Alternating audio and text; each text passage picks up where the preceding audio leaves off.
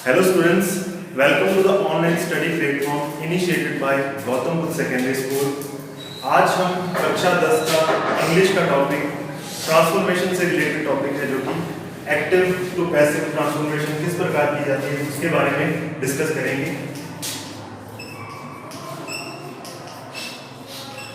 Active to passive topic शुरू करने से पहले हम थोड़ा सा जान लेंगे ट्रांसफॉर्मेशन के बारे में।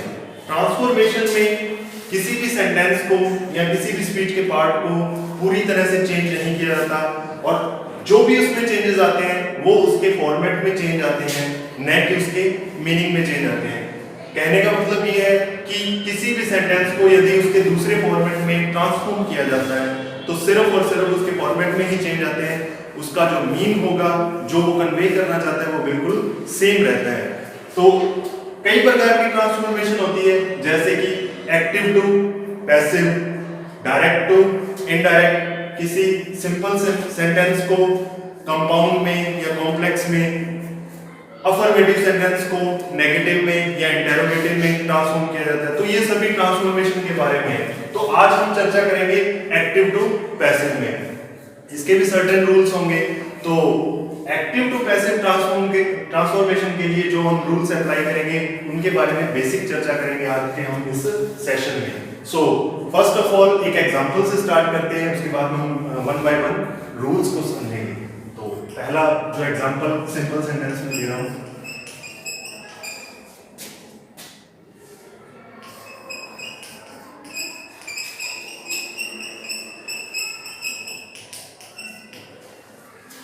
Mohan cooks food daily. यहां पर मैंने एक सिंपल सेंटेंस लिखा जिसमें कि हम सबसे पहले इसके पार्ट्स ऑफ स्पीच के बारे में चर्चा कर लेंगे। इस सेंटेंस के सबसे पहले ये हमारे पास नाउन है जो कि वाक्य का सेंटेंस का सब्जेक्ट है Mohan. After that कुक्स main verb and here food is the main object of the sentence and here daily is time adverb here. So इसे ट्रांसफॉर्म करने के लिए एक्टिव टू पैसिव ट्रांसफॉर्मेशन के लिए हमारे पास जो बेसिक सर्टेन रूल होंगे वो ये होंगे कि किसी भी सेंटेंस के वन बाय वन पहले मैं रूल्स की बात करूंगा, इस एग्जांपल पर फिर हम वो रूल्स अप्लाई करेंगे। सबसे पहले क्या होगा कि सेंटेंस का जो ऑब्जेक्ट होगा उसे हम किस में ट्रांसफॉर्म करेंगे? सब्जेक्ट में। तो रूल्स को याद रखना कि सेंटेंस के ऑब्जेक्ट को ट्रांसफॉर्म करेंगे सब्जेक्ट में। पहला पॉइंट ये है एक्टिव टू पैसिव ट्रांसफॉर्मेशन का। एंड सेकंड वन कि पैसिव के सेंटेंस में हमें हेल्पिंग वर्ब लगानी है सेकंड नंबर पे। और हेल्पिंग वर्ब किसके अकॉर्डिंग आएगी? जो हमारा एक्टिव का सेंटेंस होगा उसके टेंस के अकॉर्डिंग ही हेल्पिंग वर्ब आएगी। अगर ऊपर दी हुई है तो उसी टेंस की, अगर नहीं दी गई तो हम किससे पता करेंगे? मेन वर्ब से। एंड थर्ड वन हमें मेन वर्ब लगानी है। मेन वर्ब की कौन सी फॉर्म लगानी है? हमेशा थर्ड फॉर्म। आफ्टर दैट यदि कोई टाइम एडवर्बियल है तो हम उसे लगा देंगे।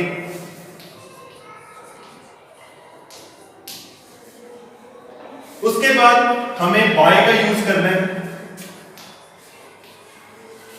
और बाय के यूज के बाद बाय का यूज क्यों करना है? क्योंकि हमें सब्जेक्ट को क्या बनाना है? ऑब्जेक्ट बनाना है, उसमें ट्रांसफॉर्मेशन करनी है। जो भी हमारा सब्जेक्ट होगा वाक्य का उसको लास्ट में किस में ट्रांसफॉर्म करना है? ऑब्जेक्ट में। तो आप याद रखना लास्ट में सब्जेक्ट को ऑब्जेक्ट में ट्रांसफॉर्म करना है। कैसे करेंगे? इसी सेंटेंस को हम यहां पर ट्रांसफॉर्म करके समझेंगे।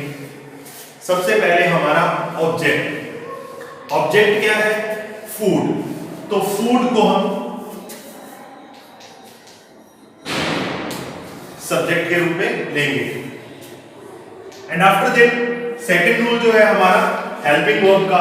तो हेल्पिंग वर्ब एक्टिव के सेंटेंस से ही लेंगे हम, जो कि उसका टेंस है उसका ज्ञात करेंगे कुक फर्स्ट फॉर्म आ रही है तो ऑब्वियसली ये प्रेजेंट टेंस है, और अगर प्रेजेंट टेंस है और प्रेजेंट सिंपल में है तो helping verb ID is am are. इसमें टेंस चेंज नहीं होता, डायरेक्ट इनडायरेक्ट में टेंस चेंज होता है, एक्टिव पैसिव में टेंस वही रहता है। सो ऊपर प्रेजेंट है तो नीचे भी प्रेजेंट आएगा, तो is am are. Food singular है तो इसके साथ लग जाएगी हेल्पिंग वर्ब इज। अब मेन वर्ब की कौन सी फॉर्म लगानी है? Third form. तो कुक की थर्ड फॉर्म कुक्ड। अब फोर्थ पॉइंट है हमारा एडवर्ब। तो कोई भी टाइम एडवर्बियल यदि दी गई है, जैसे यहां पर दी गई है डेली, तो वो हम यहां पर एडजस्ट कर लेंगे डेली। आफ्टर दैट वाई का यूज करना है, सब्जेक्ट को किसमें ट्रांसफॉर्म करना है? ऑब्जेक्ट में। तो हमारा सब्जेक्ट क्या है? मोहन। तो अब इसमें ध्यान रखने वाली बात यह है कि हमने इस सेंटेंस का फॉर्मेट चेंज कर दिया, लेकिन इसका मीनिंग हूबहू वही है जो एक्टिव के सेंटेंस में आ रहा था, बस इसका फॉर्मेट चेंज हुआ है। यहां पर सेंटेंस का जो मेन सब्जेक्ट है वो एक्टिव था, लेकिन इसमें वो पैसिव हो गया। पढ़ के देखेंगे, Mohan cooks food daily, and passive में food is cooked daily by Mohan. तो बस यही है कि ट्रांसफॉर्मेशन इसी प्रकार से चलेगी, और एक्टिव टू पैसिव जो कोर रूल्स होंगे वो यही होंगे, इन्हीं को फॉलो करना है। आफ्टर दैट चेंजेस इसमें ये आएंगे कि टेंस के अकॉर्डिंग बदलते रहेंगे, और जो सेंटेंस के टाइप्स ऑफ सेंटेंस होते हैं जैसे अफर्मेटिव, नेगेटिव, इंटेरोगेटिव, ऑप्टेटिव, उन्हीं सेंटेंसेस के अकॉर्डिंग थोड़े रूल्स में थोड़े बहुत चेंजेस होते रहेंगे, लेकिन बेसिक और यही रहेगा। हम आगे चलते हैं, इसको और करेंगे और एग्जांपल्स की सहायता से देखते हैं।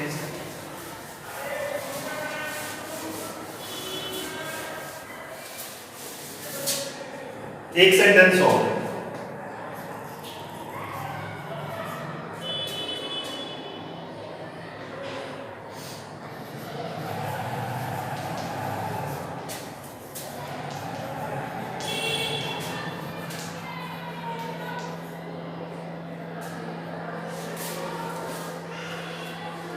ये भी एक सिंपल सेंटेंस है, लेकिन ये इसमें टेंस अलग यूज किया गया है। तो सबसे पहले जो पार्ट्स ऑफ सेंटेंस होते हैं उनको पहचान लेंगे। राहुल यहां पर है subject, deleted here is main verb, and object को आइडेंटिफाई करना है। यहां पर कुछ बच्चे मिस्टेक कर देते हैं ऑब्जेक्ट को आइडेंटिफाई करने में, यही सबसे बड़ी मिस्टेक होती है उनकी, जो कि एग्जाम में सेंटेंस होता है वो गलत कर देते हैं। अब यहां पर जो ऑब्जेक्ट होगा वो पूरे का पूरा ही होगा ऑल द पिक्चर्स। बस इतना ही ध्यान रखना है कि सब्जेक्ट, हमारा सब्जेक्ट जो काम कर रहा है, यहां पर सब्जेक्ट है राहुल, क्या कर रहा है वो? डिलीट कर रहा है। तो क्या कर रहा है वो? Delete all the pictures, not only pictures, all the pictures. ये जो उसके साथ एडजेक्टिव लगा हुआ है वो भी ऑब्जेक्ट के रूप में ही काउंट होगा कंप्लीटली। तो हमारा कंप्लीटली ये ऑब्जेक्ट है। तो हम इसे, पहला रूल क्या था हमारा एक्टिव टू पैसिव ट्रांसफॉर्म करने में? ऑब्जेक्ट को सब्जेक्ट के रूप में, all the pictures. Second rule, helping verb का use. Helping verb here main verb से पता लगाएंगे, मेन वर्ब की कौन सी फॉर्म आई है यहां पर? डिलीटेड। डिलीट होती तो वर्ब की फर्स्ट फॉर्म, यहां पर डिलीटेड है तो वर्ब की ये सेकंड फॉर्म है, and verb second past simple में आती है। तो पास्ट सिंपल की हेल्पिंग वर्ब्स का ही यूज होगा। तो पास्ट की हेल्पिंग वर्ब का यूज होगा, तो वाज वर्ब का यूज होगा इसमें। All the pictures, all the pictures plural है तो वाज आएगा या वर? डेफिनेटली वर आएगा। All the pictures were. अब इसकी सेकंड फॉर्म ये है तो थर्ड फॉर्म भी यही है। तो मेन वर्ब की थर्ड फॉर्म मींस यहां पर लग जाएगा डिलीटेड। एडवर्ब कोई आया नहीं तो सीधा बाय सब्जेक्ट हो जाएगा, तो bye Rahul.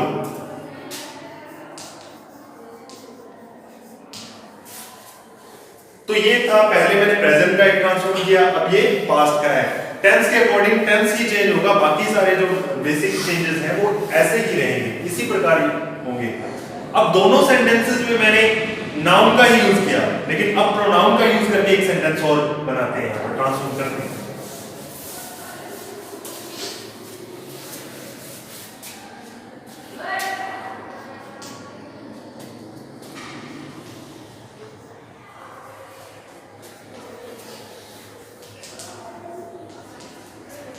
I am playing cricket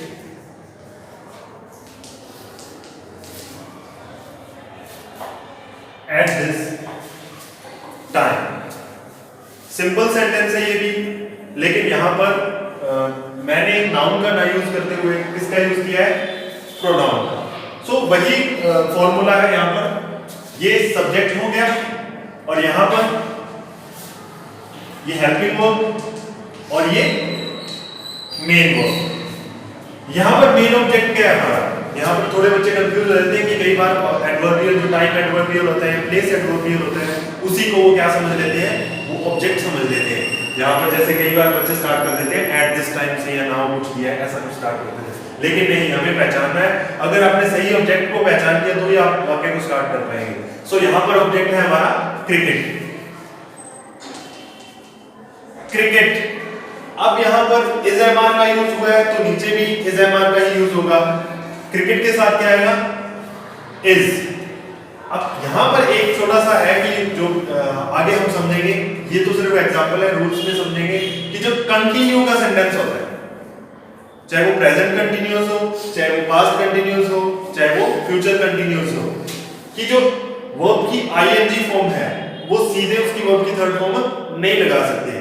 जब आईएनजी फॉर्म आए तो उससे पहले हम क्या लगाते हैं, बीइंग का यूज करते हैं, ताकि हमारा जो पैसिव का सेंटेंस है उसका भी मीनिंग कंटिन्यूअस ही रहे। अगर हम सीधे थर्ड फॉर्म लगाएंगे तो वो मीनिंग सही नहीं रहेगा, तो बीइंग का यूज जरूर करते हैं। वर्ब की थर्ड फॉर्म, प्ले की थर्ड फॉर्म प्ले। अब टाइम एडवर्बियल आई है तो इसे भी हम बीच में ही एडजस्ट कर देंगे, तो at this time, and subject हमारा है आई। तो आई को जब हमने ऑब्जेक्ट के रूप में चेंज करना है तो इसी का ऑब्जेक्ट फॉर्म आ जाएगा। आई की ऑब्जेक्ट फॉर्म क्या होती है, पहले वाई का यूज करेंगे और आई की ऑब्जेक्ट फॉर्म होती है मी, ये आप सबको पता ही है। तो ये बेसिक चेंजेस होंगे एक्टिव टू पैसिव चेंज करने के, ठीक है। तो आगे हम इनके और रूल्स में जाएंगे, आगे और एग्जांपल्स की मदद से इनको समझेंगे। बस इसमें सिंपल में और कंटिन्यूअस में और परफेक्ट में ही थोड़ा सा वो आपको डिफरेंस पता करना पड़ेगा कि मेन वर्ब की सीधी थर्ड फॉर्म नहीं आती कंटिन्यूअस में, उससे पहले बीइंग लग जाता है। और यदि हम परफेक्ट का यूज करते हैं, परफेक्ट को देखो, हैज, प्रेजेंट परफेक्ट में हैज हैव के साथ वर्ब की थर्ड फॉर्म और पास्ट परफेक्ट में हैड प्लस वर्ब की थर्ड फॉर्म, यही होता है। तो हैज हैव हो या हैड हो, उसको ट्रांसफॉर्म करते समय इसके साथ बीइंग का यूज करेंगे। किसका यूज करेंगे, बीइंग का। और थर्ड फॉर्म तो ऑलरेडी आपको उसमें मिलेगी। चलो एक सेंटेंस करते हैं, इसका भी समझ लेते हैं।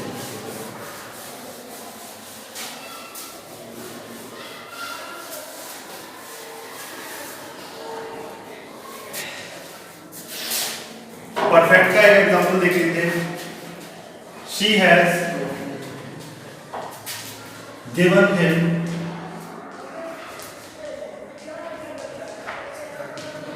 a trophy।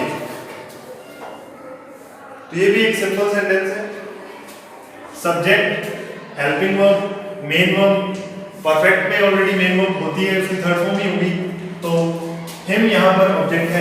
यहाँ पर आपको दो चीजें सीखने को मिल जाएगी, एक तो परफेक्ट का सेंटेंस कैसे ट्रांसफॉर्म करेंगे एक्टिव टू पैसिव हो, और यहाँ पर क्या है, सेंटेंस में दो ऑब्जेक्ट है, हिम एंड ए ट्रॉफी। तो ये डबल ऑब्जेक्ट वाला है, कई बार परीक्षा में पूछ लिया जाता है, ऐसा दे दिया जाता है। तो इसमें कोई प्रॉब्लम नहीं, आप किसी भी सेंटेंस को, किसी भी ऑब्जेक्ट को पहले यूज करके आप इस सेंटेंस को एक्टिव टू पैसिव ट्रांसफॉर्म कर सकते हो। चलो हम शुरू करेंगे। जो हिम है इसको इससे शुरू करेंगे। तो हिम यहाँ पर ऑब्जेक्ट फॉर्म में, तो इसका सब्जेक्ट फॉर्म क्या होगा, ही। हेल्पिंग वर्ब हैज या हैव है, वही लगाएंगे। तो ही के साथ, अगर शी सिंगुलर है तो हैज है, तो ही भी सिंगुलर है तो ही के साथ भी हैज ही आएगा। और मेन वर्ब की थर्ड फॉर्म से पहले मैंने क्या बताया था, क्या लगाना है, हैज हैव या हैड हो तो बीन लगाना है। He has been given third form है, इसको एज इट इज रख देंगे। He has been given second object जो है मेन वर्ब के बाद जो आपका सेकंड ऑब्जेक्ट है वो लगा देंगे। क्या है second object? A trophy. And last में जो हमारा सब्जेक्ट है उसे ट्रांसफॉर्म करेंगे। सब्जेक्ट है शी, तो इसका ऑब्जेक्ट केस क्या होगा? हर। तो बाय हर, ये हमारा सेंटेंस है। He has been given a trophy by her. तो डबल ऑब्जेक्ट को इस प्रकार बना सकते हैं। सो इसका जो दूसरा है, ट्रॉफी से स्टार्ट करेंगे।